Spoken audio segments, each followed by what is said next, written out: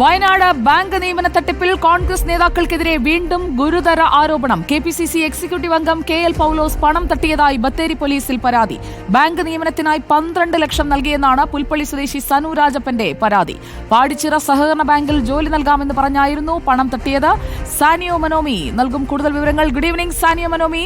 പാടിച്ചിറ സഹകരണ ബാങ്കിൽ എന്നിട്ട് ജോലിയും കൊടുത്തില്ല, ഈ പണമെങ്കിലും തിരിച്ചു കൊടുത്തോ?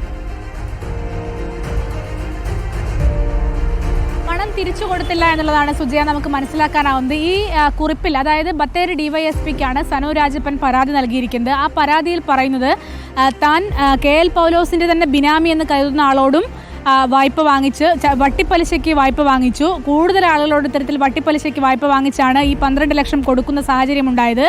എന്നാൽ പിന്നീട് അത് കൊടുത്തു തീർക്കാനായില്ല. മാത്രമല്ല, വലിയ പലിശ വന്നതോടുകൂടി സാമ്പത്തിക ബാധ്യതകൾ ഉണ്ടാകുന്ന സാഹചര്യമുണ്ടായി. അങ്ങനെ ആത്മഹത്യക്ക് ശ്രമിച്ചു എന്നൊക്കെയാണ് അദ്ദേഹം പറയുന്നത്. അതായത് കെ.എൽ. പൗലോസ് കെപിസിസി എക്സിക്യൂട്ടീവ് കമ്മിറ്റി അംഗമാണ്. അദ്ദേഹത്തിനെതിരെയും ഇപ്പോൾ ഇത്തരത്തിലുള്ള ആരോപണം വരുന്നു എന്നത് വളരെ പ്രധാനപ്പെട്ടതാണ്. അതേസമയം പാടിച്ചിറ ബാങ്കിൽ ഈ മെറിറ്റ് അടിസ്ഥാനത്തിലാണ് നേരത്തെ പരീക്ഷ നടത്തിയിരുന്നത്. ആ പരീക്ഷയിൽ എല്ലാവർക്കും മെറിറ്റ് ഉണ്ടായിരുന്നു.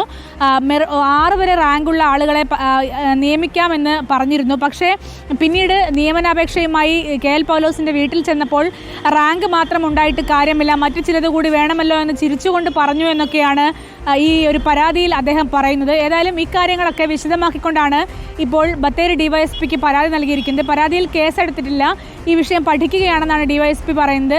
അതിനുശേഷമായിരിക്കും നാളെയോ മറ്റന്നാളോ കേസെടുക്കാനുള്ള സാഹചര്യമുണ്ടെന്നാണ് നമുക്ക് മനസ്സിലാക്കാനാവുന്നത്. കാരണം സനു രാജപ്പൻ പരാതി കൊടുത്തിരിക്കുന്നത് എല്ലാ തെളിവുകളോടും കൂടിയാണ്. പണം വാങ്ങിയതിൻ്റെയും പണം ആവശ്യപ്പെട്ടതിൻ്റെയുമായ എല്ലാ തെളിവുകളും അദ്ദേഹത്തിൻ്റെ കയ്യിലുണ്ടെന്നാണ് പറയുന്നത്.